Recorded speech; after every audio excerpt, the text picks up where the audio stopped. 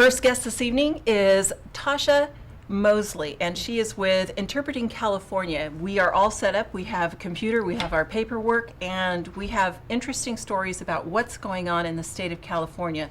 Correct. Welcome to the show. Thank you. Thank you for having me. This is nothing new in America concerning needing interpretation when we seek out medical help. I mean, we have been a country of immigrants for as long as we've been a country. Exactly. Tell us a little bit about what we're facing now concerning health care and the people who walk into the hospital or into the doctor's office and we have no interpretation for them to get proper medical care. Well, essentially, this is what it's looking like.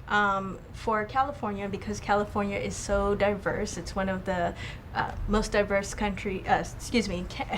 states in our country. And the Affordable Care Act, what it's going to do is actually open up Medi-Cal for some 3 million limited English proficient, or what we call people who speak English less than well, for about 3 million patients, right? Specifically in Stanislaus County, that's about 40% of folks that speak actually another language, and then even breaking it down even further, you're looking at roughly 15 to 20% of the folks who speak English less than well or not at all, right? And so what our program seeks to do is establish a statewide medical program, or it's called Communical, so a statewide interpreting program that provides interpreters at all public health care facilities, so hospitals, dentist office, and clinics. And so for those folks who go in and for whatever reason, for example, a lot of times we have found that several folks are asked to bring in their children to interpret needs. For example, one woman was asked to bring her child in to interpret, and the woman actually ended up having cancer. And so imagine your 10-year-old child having to interpret, okay, well, mom, you know, you're going to pass away if you don't get a certain amount of things. Also, we find that when bringing in children, they don't know the medical terminology, right, at all. And so we want to make sure that our healthcare system is speaking the language of care. If possible, sure. Can I? Go ahead. All right. I think we're going to try to focus in on this this program. Now, tell us a little bit about what you're going to show us. Is it a slideshow or a video? No, it's actually a video, and we had a forum in LA as well as in San Diego talking about language access denial. So if I could, just let me press. Cannot see here.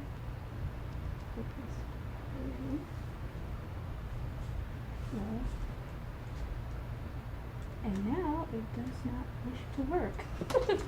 Okay, I so apologize. we will take a short break here. Yes. I'll go ahead and tell you, while you go ahead and try to cue that up, you. I'll tell you where you can find this show.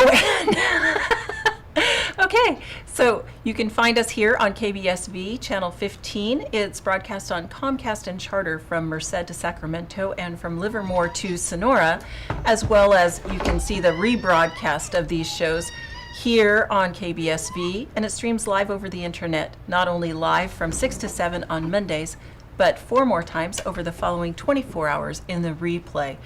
If at any time you miss portions of this show, you can check it out on YouTube at Mrs. Athens Abell, and I think that we're probably ready now.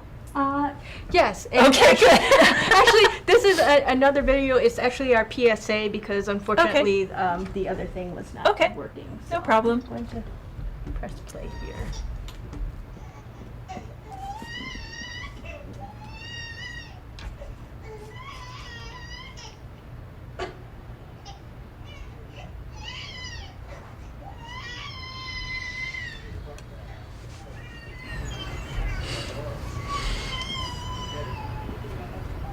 Excuse me, sir. I'm so sorry. She's been crying nonstop. She has a temperature of 105. I don't know what to do. Please, just every time I see her, she comes up. I don't be grown that summer sun. Can't see anything. Can you just look at her? No, she's burning up. Can you turn up the volume? What? She's burning up. What is he doing? Do you have? My baby, she's got a temperature of 105. Every time I feed her, she throws up. Please, can you? She's burning up. Feel her head. Please, just feel her head. Feel her head. Just someone let me in to see the doctor. Does anyone understand what I'm saying? Please, someone help me. 8% of U.S. citizens speak limited English. For these 25 million Americans, professional interpreters can mean the difference between life and death. Right. Okay, so we have a situation here in California and probably across the country where people are going in to find health care, and as you were saying, Correct. there's no interpreter. Your company, Interpreting California, or Interpreting for California, right. is, now is that a nonprofit company or it is? So it's actually a campaign, and what we do is we are seeking to, it's made up of providers, interpreters, community members, as well as community organizations, and we seek to establish what we call CommuniCal. And what CommuniCal is going to be a statewide certified interpreter program. There is already a bill endorsed by Speaker Perez, and what Speaker Perez, the bill is called AB 1263, and it will create this essentially this warehouse of interpreters, essentially. Currently, is there funding in California for this program? And I'm glad that you asked. Yes. Actually, the Affordable Care Act will allow for, so I'm getting into some numbers here, but what it's going to allow for is for 75% of those that are, or 75% of the cost of medical interpretation for children and pregnant women who are currently under Medi-Cal and CHIP would be paid for, and then 50% of the adults. So those are for the folks who are currently under Medi-Cal currently, and then it'll be for 100%. So when the Affordable Care Act opens it up for more patients, 100% of that funding will be, the state can bill the government or the federal government for that. And then, so that's in the first year, and then after that it goes to 90% after 3 years. So for those both existing and current members. So what you're saying is, under the Affordable Health Care Act that will be implemented soon, this is already budgeted into it? That is correct. It's also budgeted into the bill. So what we are seeking to do, what Interpreting for California seeks to do, is to actually collect stories, evocative stories, in which there has been language access denial for Medi-Cal patients. We have over 100 stories already all across California.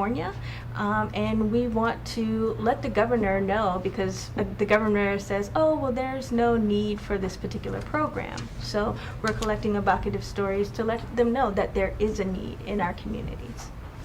I was reading in here that language discrimination is against the law. That is correct. Okay, I have a question though, which I know some of the viewers would probably ask, and that is, English is our language here in the Right. United States. That is correct. And it has been, up until recently, the responsibility of the people coming into the country to learn English. How does this help them to learn English instead of, as some would say, giving them a crutch to continue to not learn English as fast as what they maybe would otherwise? Well, I'm glad that you asked that question, but this particular program, I don't think is going to for me personally, be a crutch, as you say.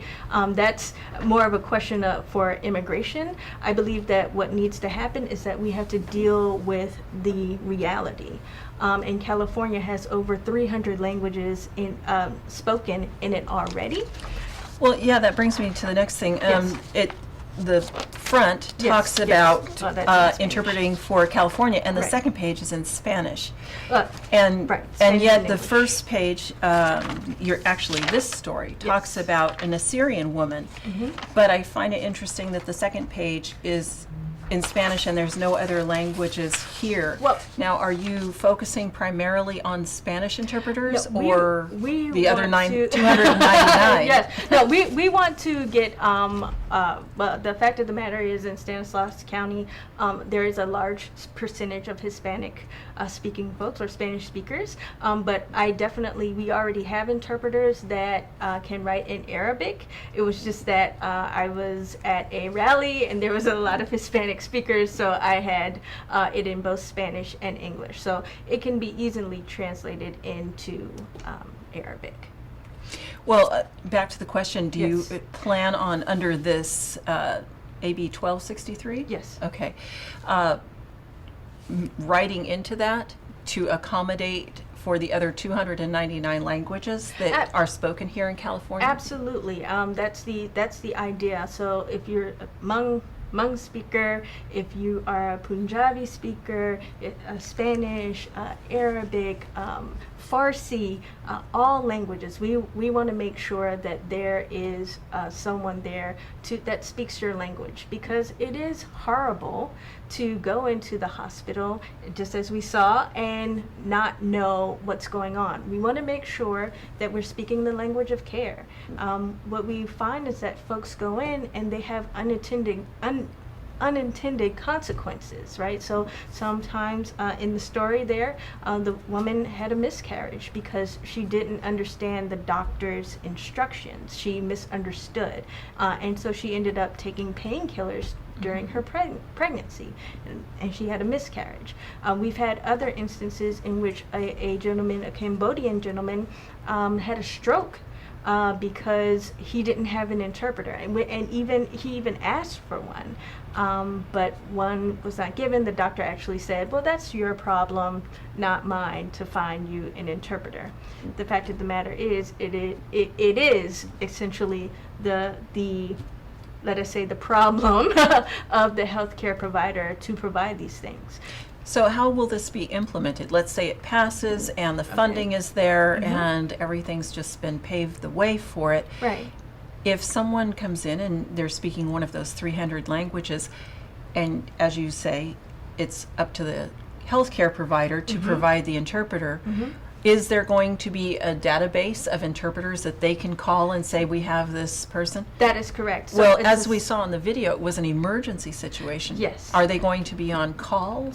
And that's exactly right. So it would be a matter of being on call. You're talking about with 3 million folks in California for this being opened up for, you're going to have, in addition to what already exists, some 7,000 jobs created in order to meet that need. So that's what we seek to do, is meet the need that actually already exists as Medi-Cal gets opened up.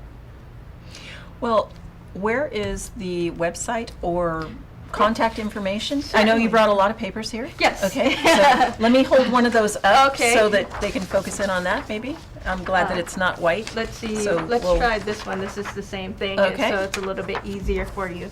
Okay, how's that? Which one's better, the yellow or the orange? Well, Anyway, we'll let's see hold, them. there we go. Okay, so tell us a website. Okay, the website is actually, if you can see that, it's in www. There we go. .interpretingforcalifornia.org. If you want to get involved, if you want to sign our petition, if you want more information specifically about language access denials and what the numbers look like, then please do call that. As I was saying, we are, I will, if you want. Go ahead. We are collecting evocative stories, written testimonies essentially, and so we're asking folks to call in our 1-888-673-3930. Please leave your name, your address, your phone number, and the best time to reach you, because we want to hear your story. We definitely want to hear your story.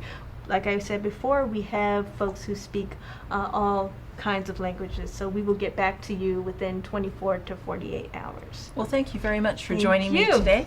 And here's this. Actually, you know what? If you have an extra one, Sure, I'll go you ahead can and keep keep that this. one. Okay. Sure. And interpretingforcalifornia.org is your website. That is correct. Very good. Well, thank you. Thank you and very I look much forward for having to me. talking to you in the near future. Thank you very much. Thanks.